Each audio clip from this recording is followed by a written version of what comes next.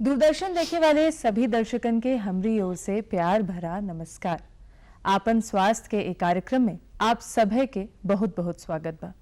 देखिए भाई, जैसे ही मॉनसून के समय बीतेला, जगह जगह पे जल जमाव की स्थिति लौकेला और ऐसे में कई प्रकार के बैक्टीरिया भी उत्पन्न होखन और संचारी रोग के अंतर्गत कई प्रकार के बीमारी जैसे कि डेंगू, मलेरिया बड़ी तेजी से फैलेला और यही के ध्यान में रख के सरकार द्वारा विशेष तौर से संचारी रोग माह भी मनावल जाला।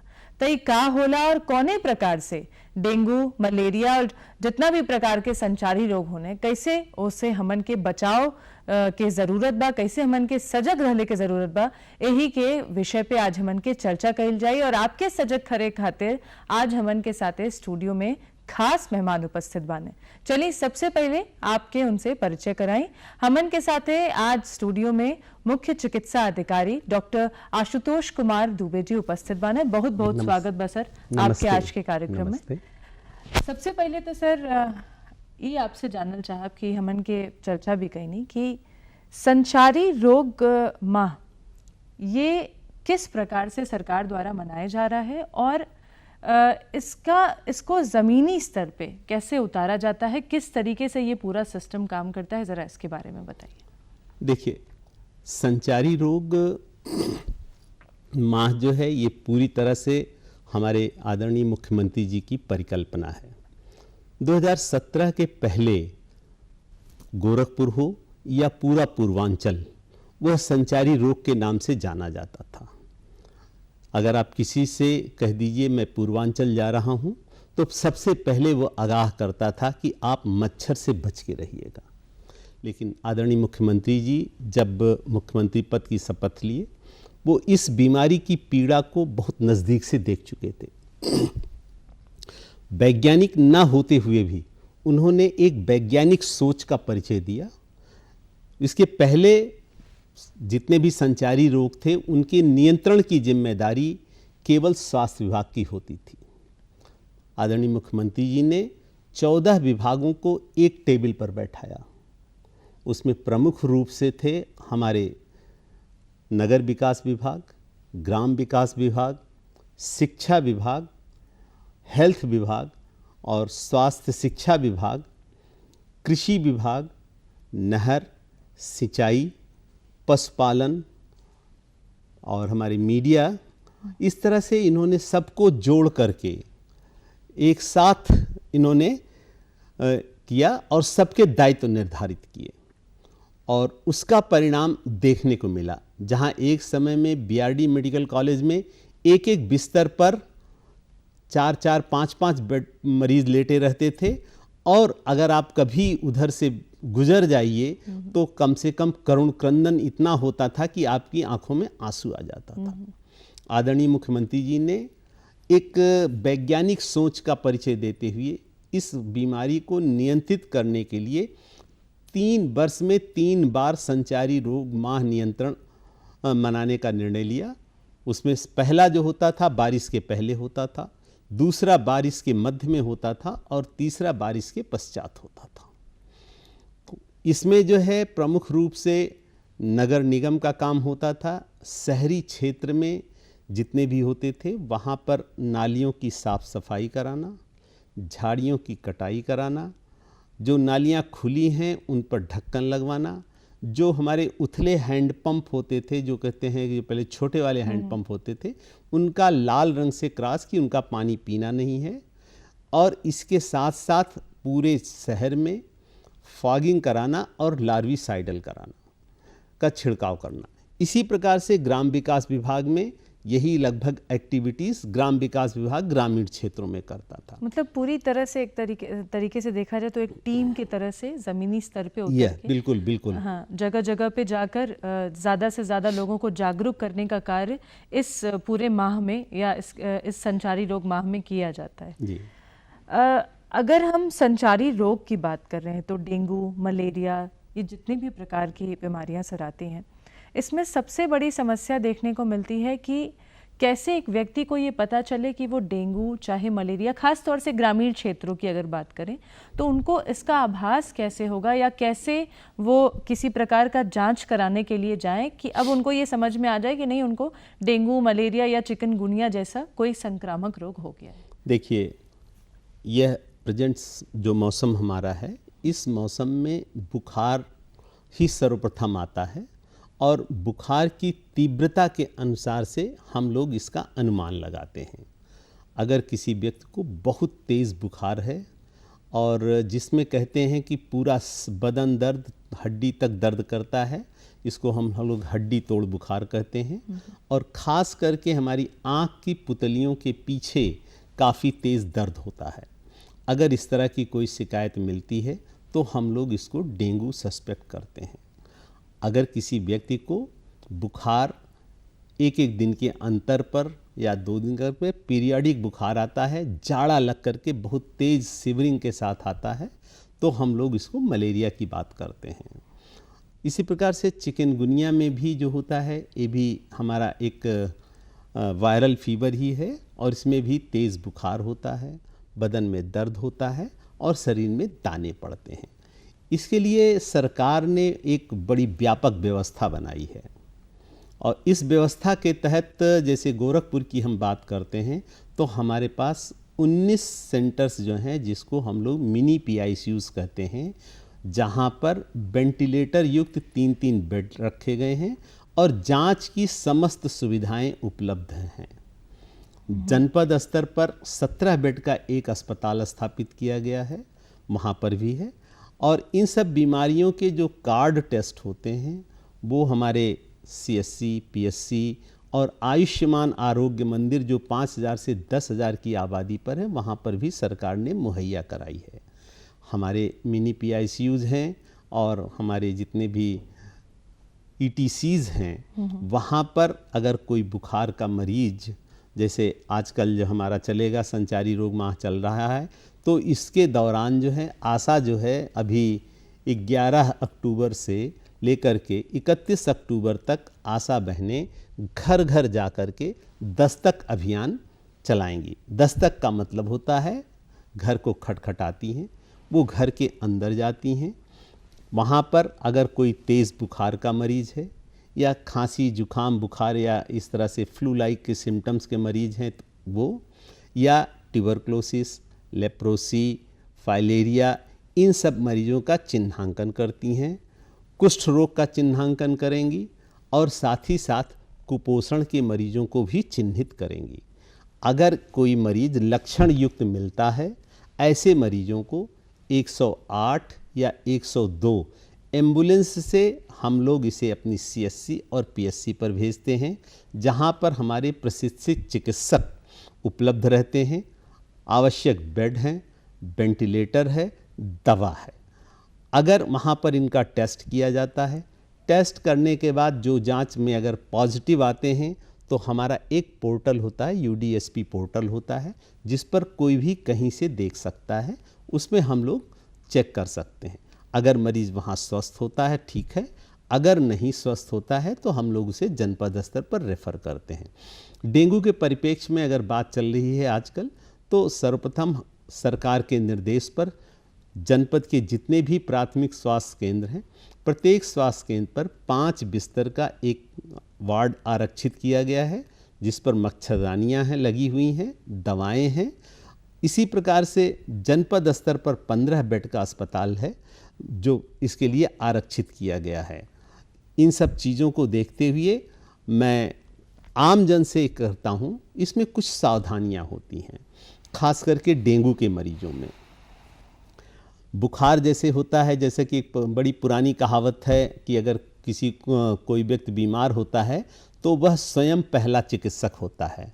हमें बुखार आया तो हम अपने पड़ोसी से दवा पूछ लिए, हमारा पड़ोसी या खुद हमें देखने आता है तो बताता है कि हम जब विराम भरे तो ये दवाई खाए रहे, एक आप खा लो। जैसे कितने दिन पे, जैसे आपने कहा कि सर एक एहतियात होता है और ध्यान में रखना ज़रूरी है, खुद से इलाज ना करें, तो जांच की जो स्थिति आपने कही कि जांच कराना या किसी चिकित्सक के पास जाना बेहद महत्वपूर्ण है, ऐसा 1 दिन 2 दिन या कितने दिन के बुखार के बाद आपको डॉक्टर के पास चले जाना चाहिए? देखिए, आज गोरखपुर में चिकित्सा संस्थानों का जाल फैला है। जी।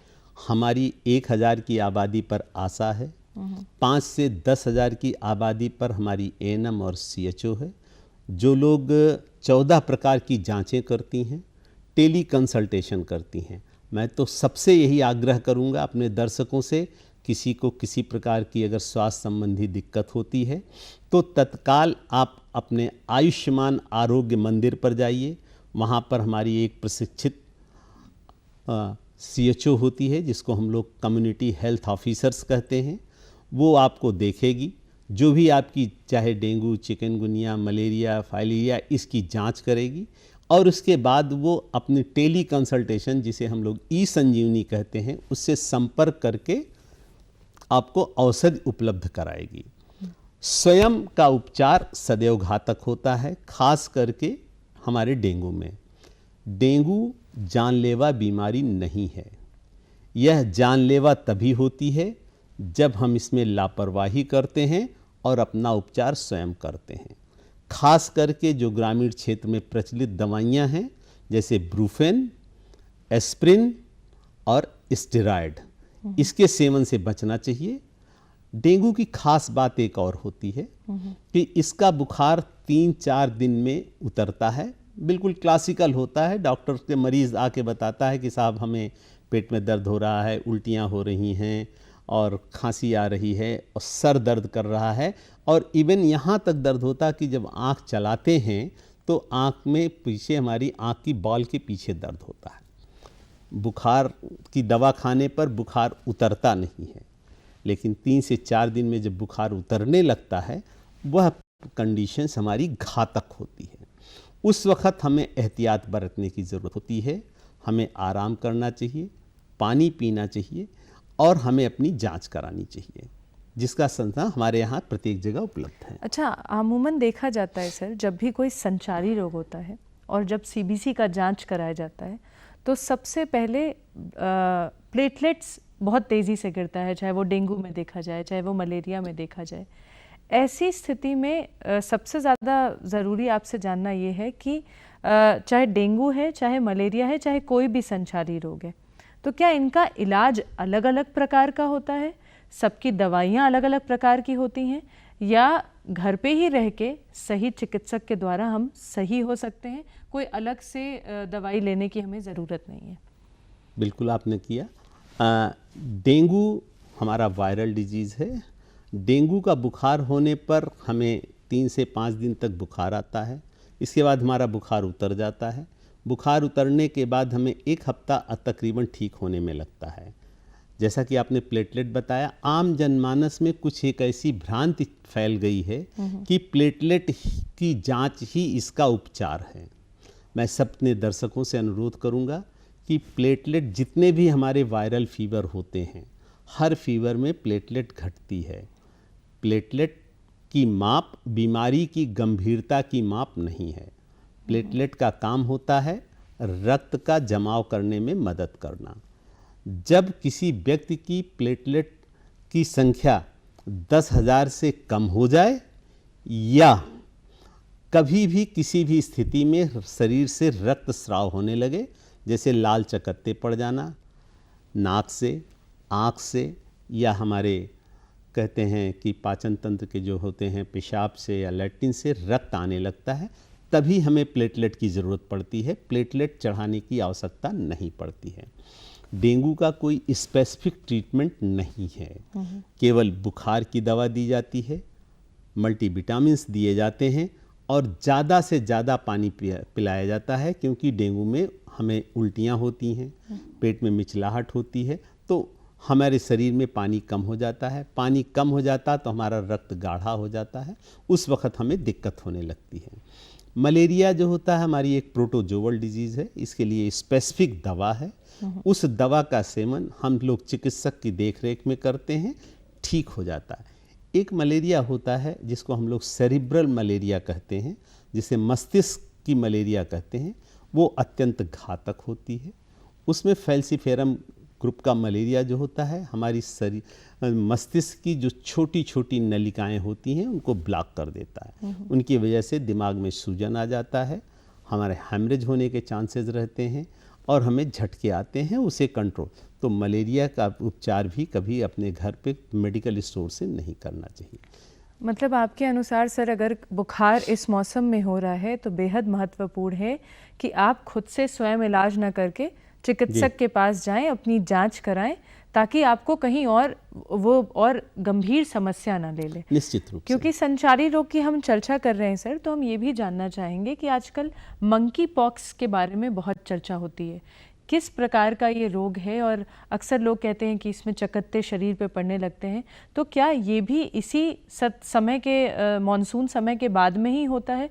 थोड़ा इसके बारे में जानकारी दीजिए। हाँ, सर बिल्कुल, आपने बहुत अच्छा सवाल पूछा। आम जनमानस में एक बहुत बड़ी भ्रांति है मंकी पॉक्स, या आजकल इसको जो है नए लोग एम पॉक्स के नाम से कहते हैं। ये बेसिकली हमारी चिकन पॉक्स, जिसे हम लोग चेचक कहते हैं, उसके समूह की बीमारी है और यह भारतवर्ष की बीमारी नहीं है। इस बात को सभी लोग ध्यान दें। अभी अपने यहाँ कोई भी केस नहीं आया है।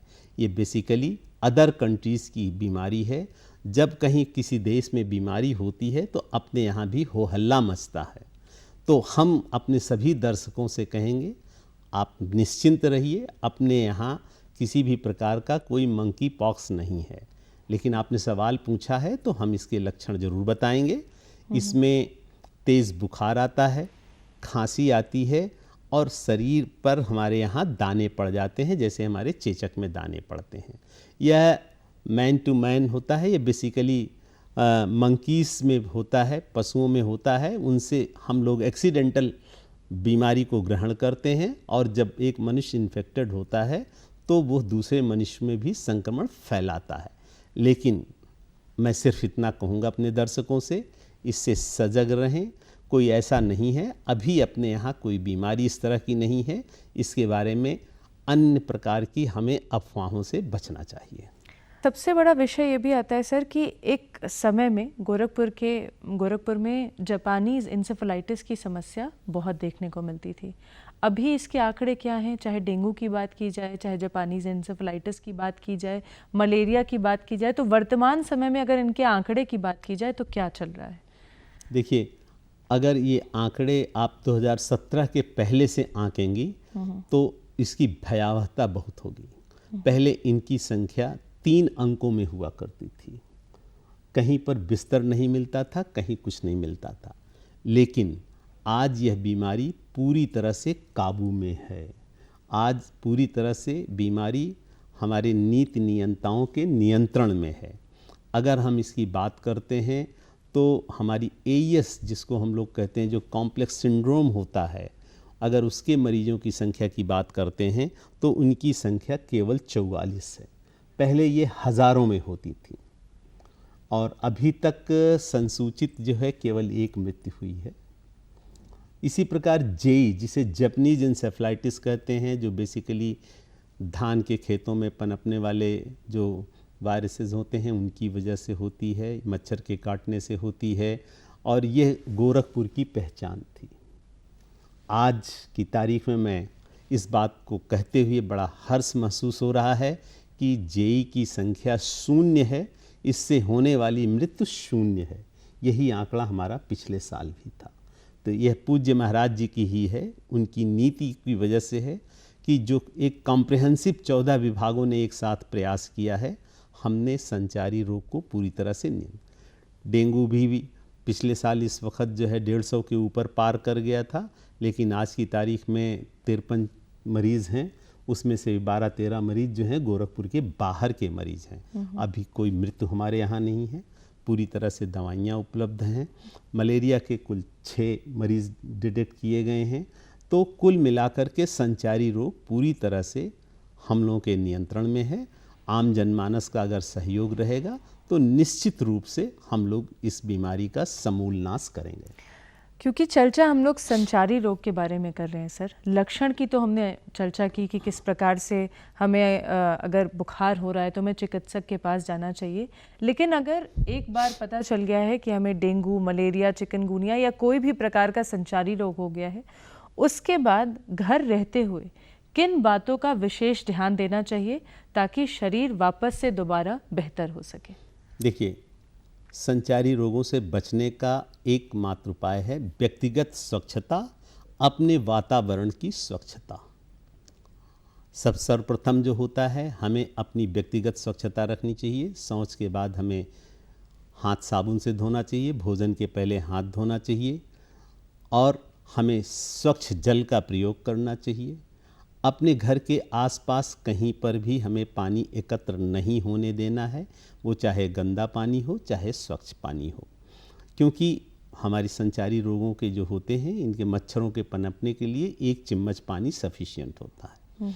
इसके अलावा हमें पूरी बांह का कपड़ा पहनना चाहिए, घरों में पर्याप्त उजाला रखना चाहिए, स्कूल जाने वाले बच्चों को भी पूरी बांह का कपड़ा पहनाना चाहिए, जूता मोजा पहनाना चाहिए, शरीर का जो भाग खुला हो उस पर मॉस्किटो रिपेलेंट क्रीम लगाना चाहिए।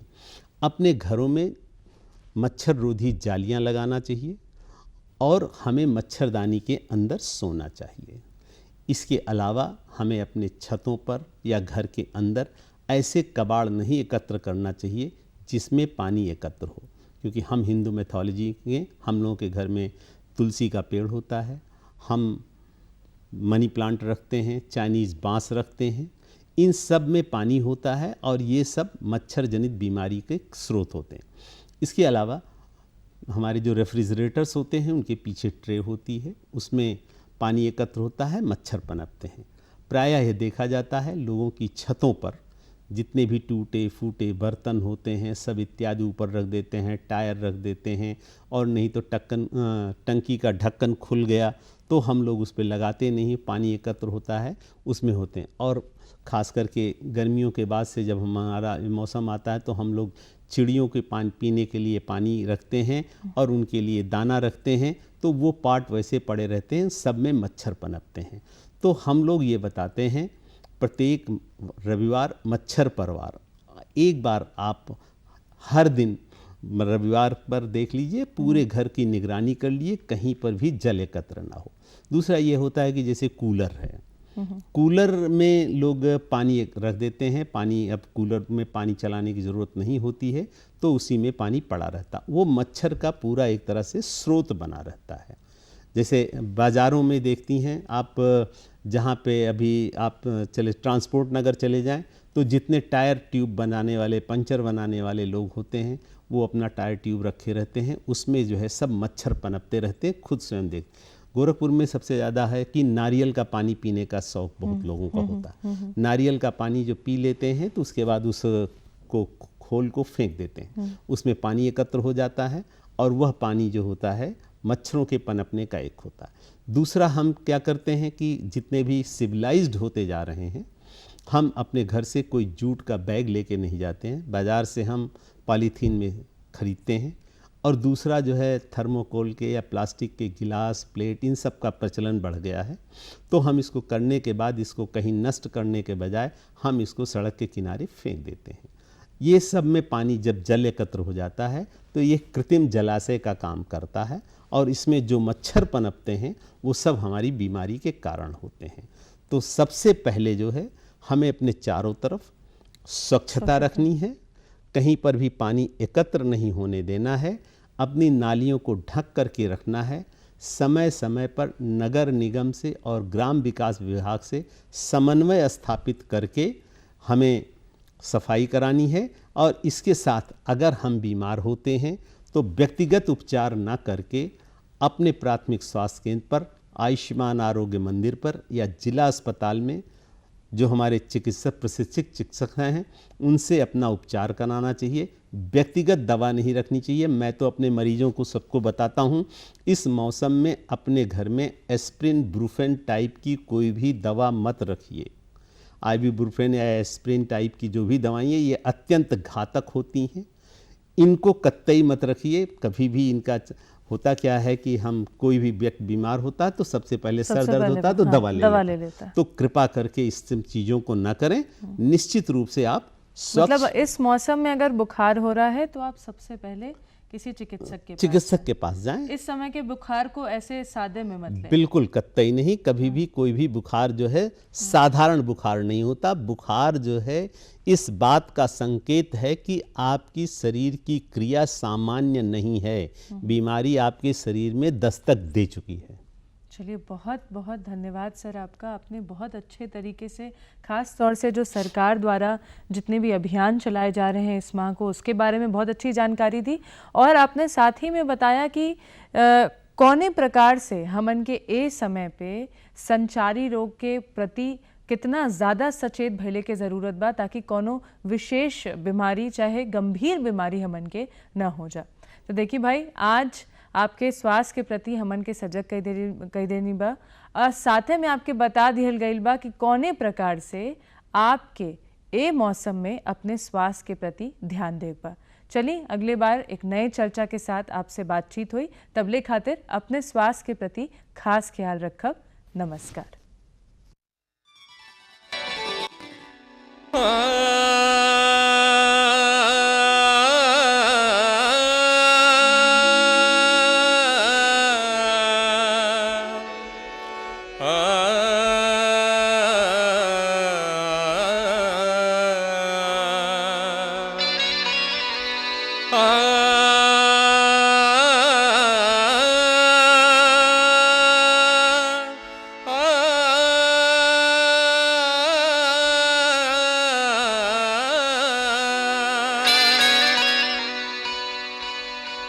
वो मुझे देखते हैं दुपट्टे को तान कर,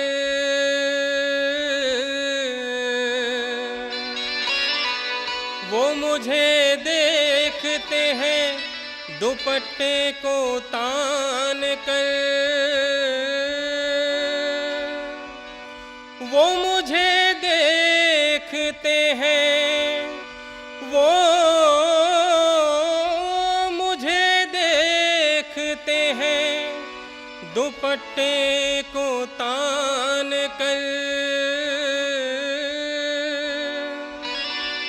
पिला रहे हैं वो शरबते हुस्न छान कर, बैठे हुए देते हैं, बैठे हुए देते हैं, बैठे हुए देते हैं वो दामन को हवाएं, बैठे हुए देते हैं वो दामन को हवाएं। अल्लाह करे, अल्लाह करे हम न कभी होश में आए, बैठे हुए देते हैं वो दामन को हवाएं, बैठे हुए देते हैं वो दामन को हवाएं। अल्लाह करे, अल्लाह करे हम न कभी होश में आए, बैठे हुए देते हैं वो दामन को हवाएं, बैठे हुए देते हैं वो दामन को हवाएं।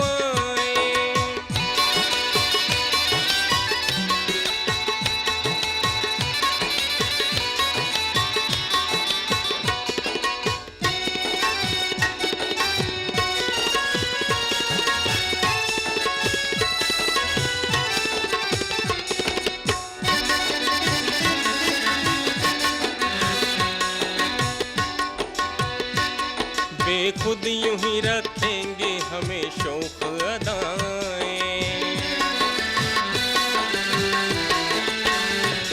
बेखुद यूं ही रखेंगे हमें शौक अदाएं, बेखुद यूं ही रखेंगे हमें शौक अदाएं, बेखुद यूं ही रखेंगे हमें शौक अदाएं, बेखुद यूं ही रखेंगे हमें शौक अदाएं।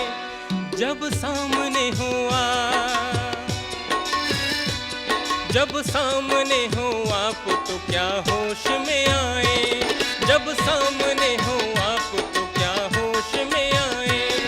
अल्लाह करे,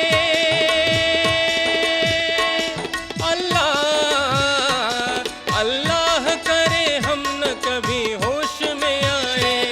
बैठे हुए देते हैं वो दामन को हवाएं, बैठे हुए देते हैं वो दामन को हवाएं।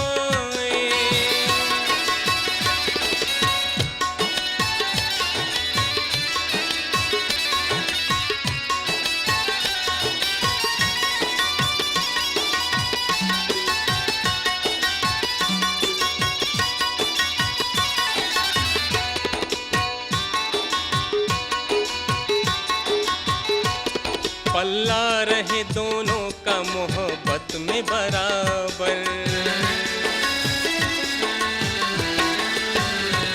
पल्ला रहे दोनों का मोहब्बत में बराबर, पल्ला रहे दोनों का मोहब्बत में बराबर, पल्ला रहे दोनों का मोहब्बत में बराबर, पल्ला रहे दोनों का मोहब्बत में बराबर। उतनी ही वफाएं, उतनी ही वफाएं भी हो जितनी हो जफाएं, उतनी ही वफाएं भी हो जितनी हो जफाएं। अल्लाह करे, अल्लाह करे हम न कभी होश में आए। बैठे हुए देते हैं वो दामन को हवाएं, बैठे हुए देते हैं वो दामन को हवाएं।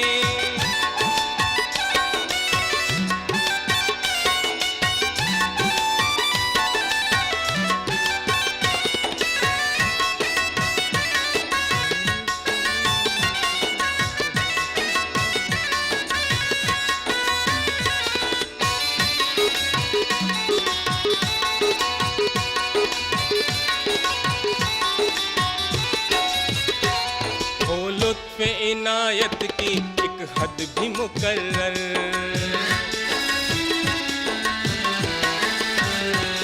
हो लुत्फ़ इनायत की एक हद भी मुकर्रर, हो लुत्फ़ इनायत की एक हद भी मुकर्रर, हो लुत्फ़ इनायत की एक हद भी मुकर्रर, हो लुत्फ़ इनायत की एक हद भी मुकर्रर। रोने लगे कोई, रोने लगे कोई न यहाँ तक वो हंसाए, रोने लगे कोई न यहाँ तक वो हंसाए। अल्लाह करे,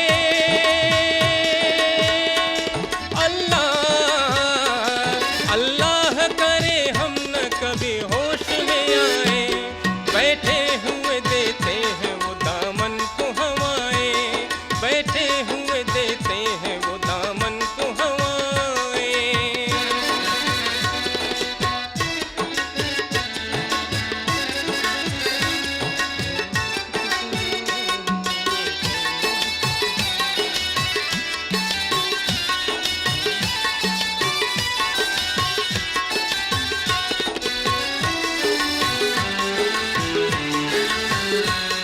और इसके सिवा नूह को आता नहीं कुछ भी,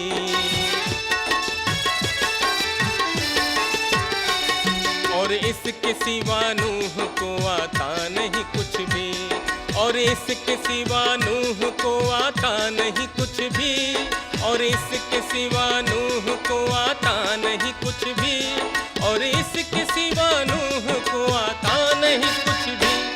यारों में वो बैठे, यारों में वो बैठे हुए तूफान उठाए, यारों में वो बैठे हुए तूफान उठाए। अल्लाह करे,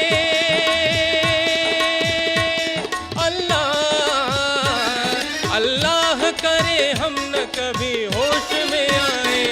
बैठे हुए देते हैं वो दामन को हवाएं, बैठे हुए देते हैं वो दामन को हवाएं।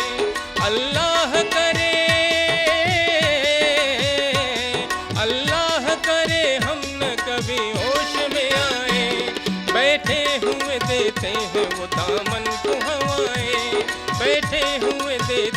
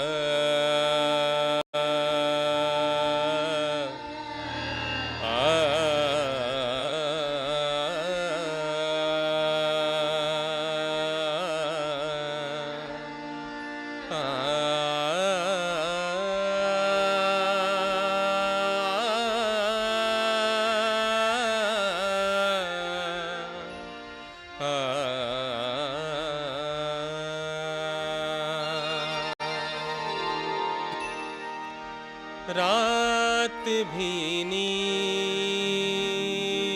भी कहानी भी, रात भी नींद भी कहानी भी, रात भी नींद भी कहानी भी। हाय क्या चीज़ है जवानी भी, रात भी नींद भी कहानी भी, रात भी नींद भी कहानी भी।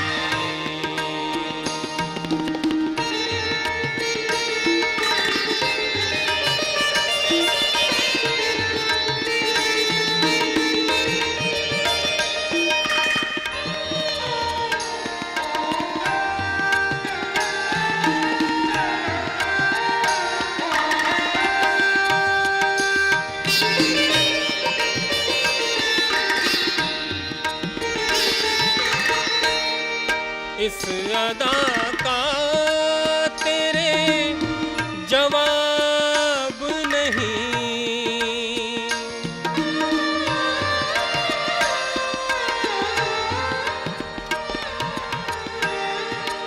इस अदा का तेरे जवाब नहीं, इस अदा का तेरे जवाब नहीं। मेहरबानी भी सरगरानी भी, मेहरबानी भी सरगरानी भी, मेहरबानी भी सरगरानी भी। रात भी नींद भी कहानी भी।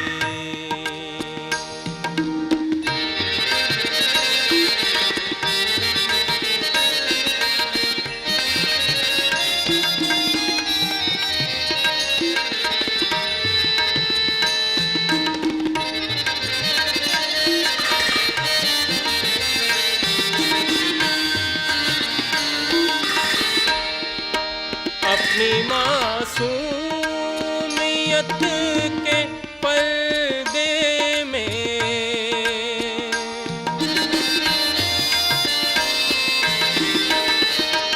अपनी मासूमियत के पर्दे में, अपनी मासूमियत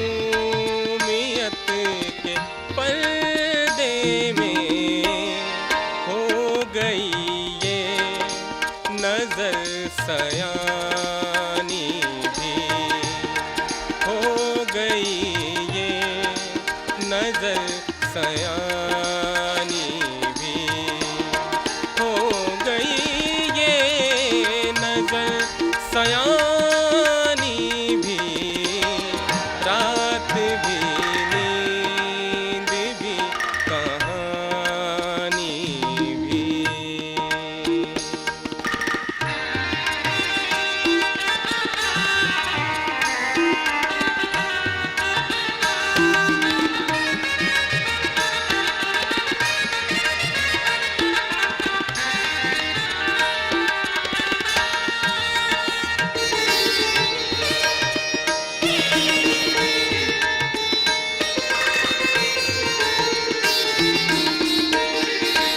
नश्र करते कोई नई दुनिया,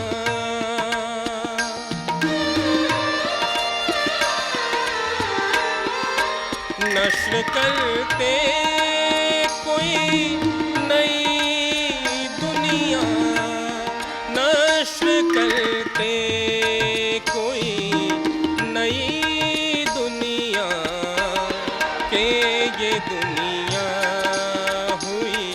पुरानी भी, के ये दुनिया हुई पुरानी भी, के ये दुनिया हुई पुरानी भी, रात भी नींद भी कहानी भी, रात भी नींद भी कहानी भी। हाय क्या चीज है जवानी भी, रात भी नींद भी कहानी भी, रात भी नींद भी कहानी भी, रात भी नींद भी कहानी भी।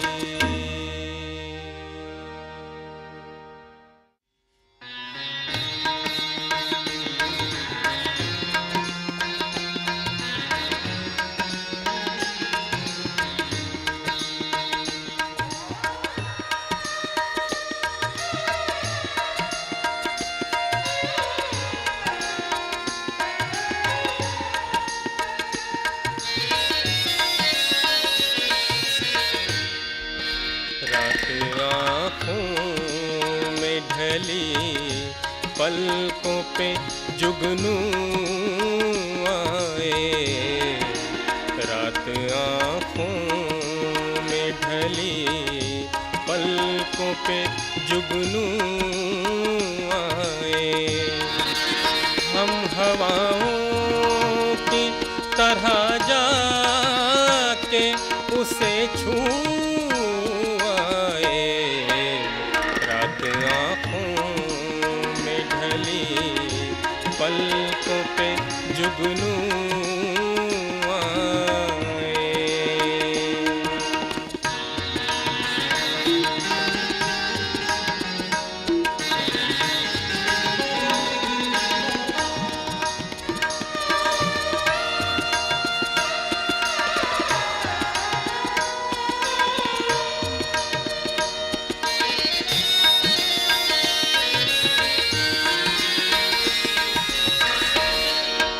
बस गई है मेरे एहसास में ये कैसी महक,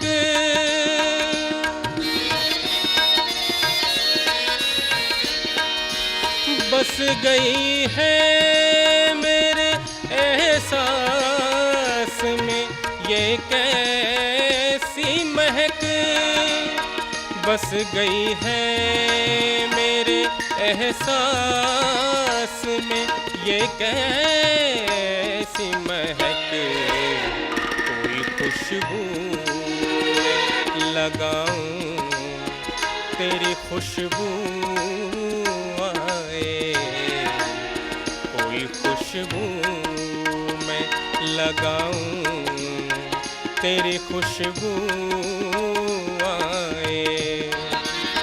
हम हवाओं की तरह जाके उसे छू आए, रात आँखों में ढली पलकों पे जुगनू आए।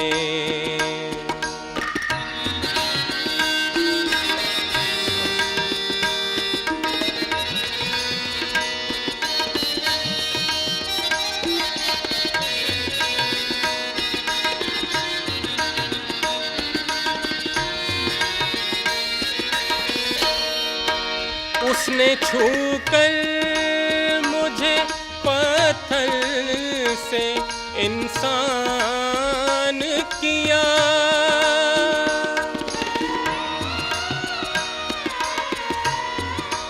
उसने छूकर मुझे पत्थर से इंसान किया, उसने छूकर मुझे पत्थर से इंसान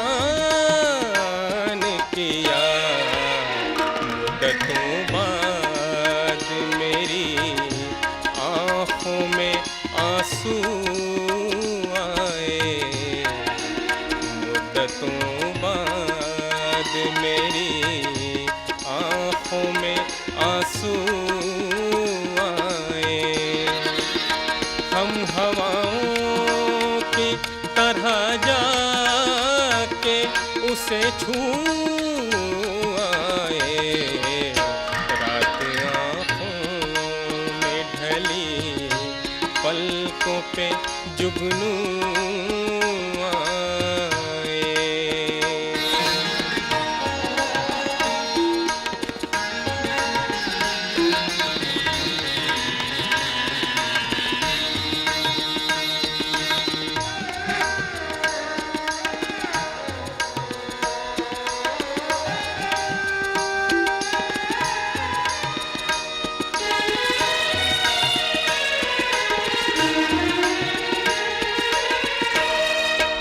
मैंने दिन रात खुदा से ये दुआ मांगी,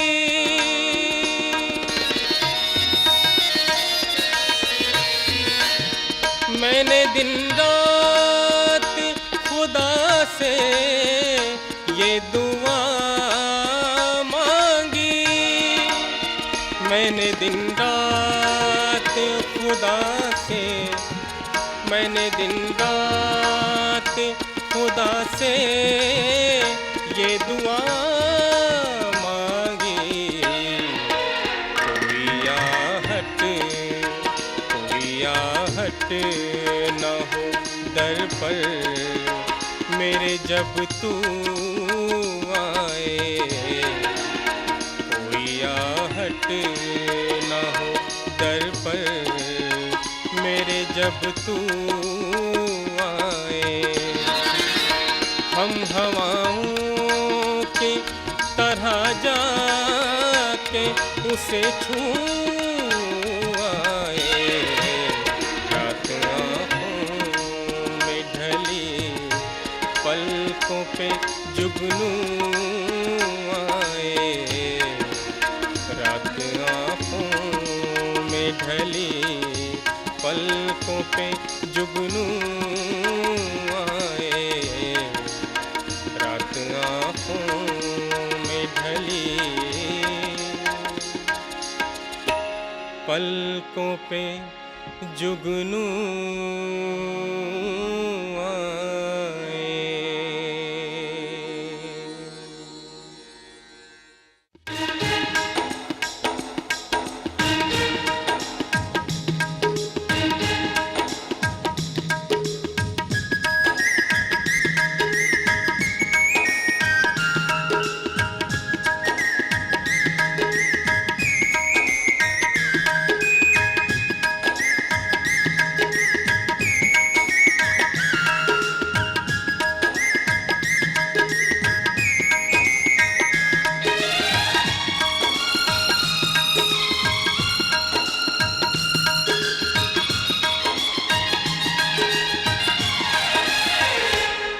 पुरवैया पवन चले चित चोर, पुरवैया पवन चले चित चोर।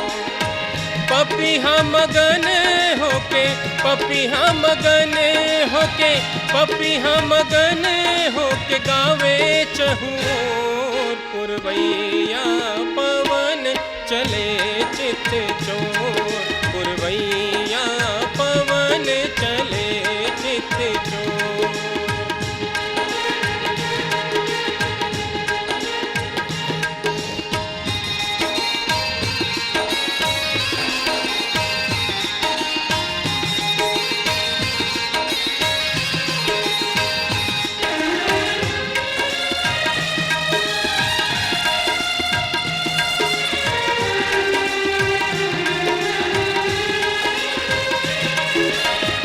पंछी गगन गैले सुगना मगन भैले,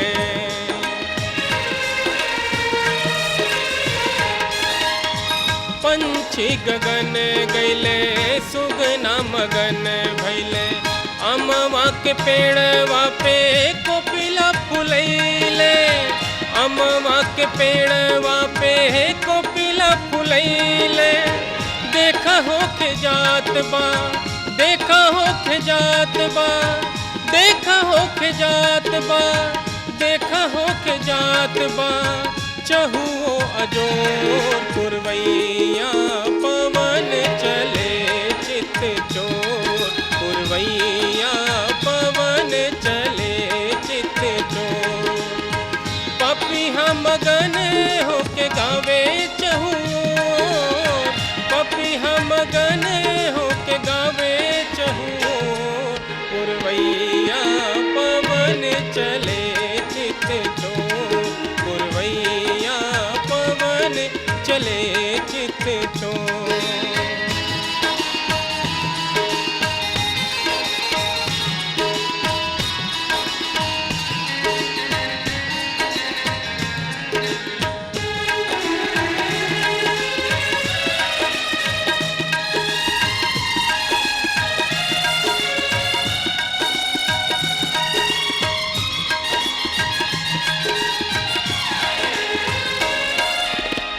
लहरे लखेत वन में हरियर फसलिया,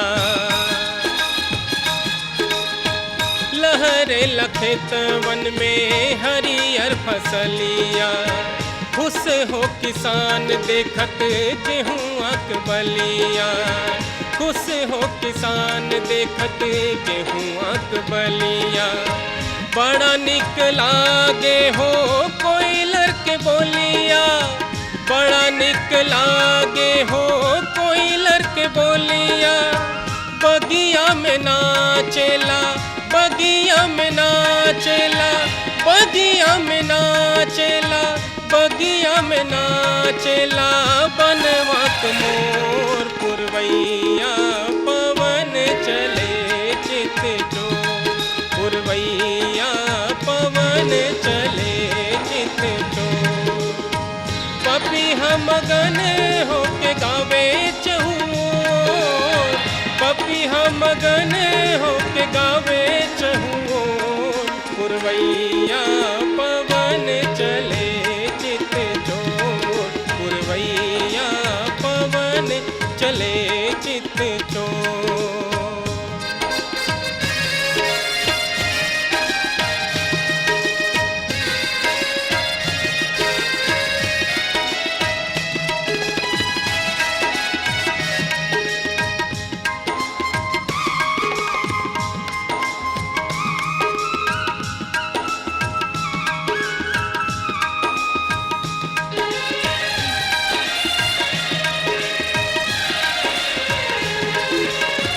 माई के दुलारू बहिना के प्यार, माई के दुलारू बहिना के प्यार।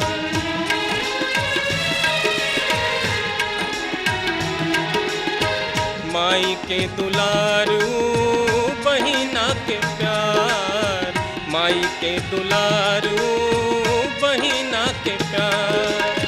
कितना सुखी रहे संसार, कितना सुखी रहे संसार।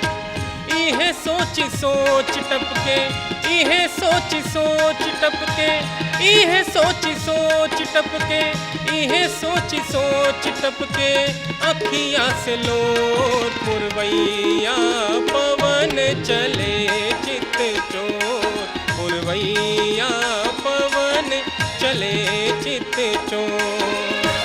पपिहा मगन होके गावे चहुओर, पपिहा मगन होके, पपिहा मगन होके, पपिहा मगन होके गावे चहुओर, पुरवैया पवन चले चित चोर, पुरवैया पवन चले चित चोर, चले चित चोर, चले चित चोर, चले चित चोर। जगा हुआ आज लंबी रात के बाद, जगा हूँ आज लंबी रात के बाद, जगा हुआ लंबी नींद के बाद, जगा हुआ आज लंबी नींद के बाद, जगा हुआ आज लंबी रात के बाद, जगा हुआ आज लंबी रात के बाद, जगा हुआ आज लंबी नींद के बाद, जगा हुआ आज लंबी नींद के बाद।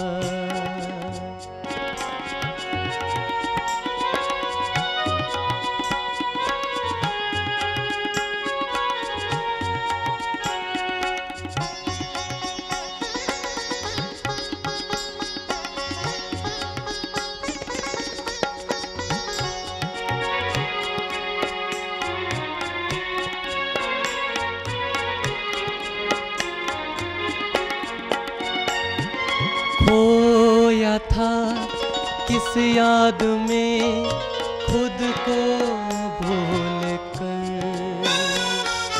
खोया था किस याद में खुद को भूल कर, सोया था किस आड़ में खुद को समेट कर, हो गया उनका मैं एक मुलाकात के बाद, जगा हुआ लंबी रात के बाद, जगा हुआ आज लंबी रात के बाद।